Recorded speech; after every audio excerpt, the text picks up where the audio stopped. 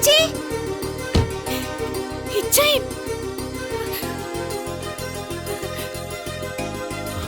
മോളെ ഇച്ചൈ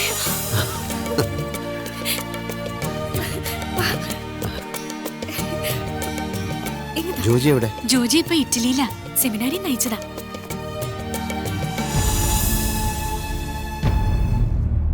അപ്പച്ചി നീ എന്തിനാ ഇങ്ങോട്ട് വന്നത്?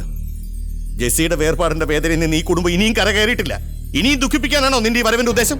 കോടതിയുടെ മുന്നിൽ ഞാൻ തെറ്റുകാരനാണെങ്കിലും അപ്പച്ചിയുടെ ക്രിസ്റ്റി ഒരു കൊലപാതകയായി മാറുമെന്ന് അപ്പച്ചി കരുതുന്നുണ്ടോ?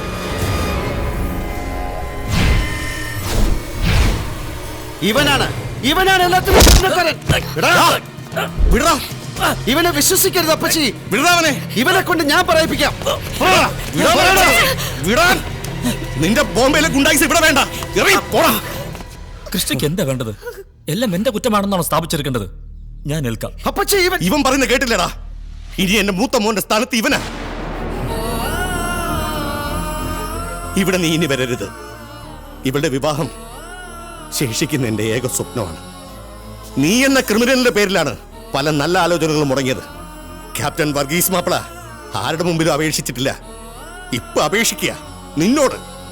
ദയവ് ചെയ്ത് നീ ഈ നാട്ടിലേക്കേ വരരുത്.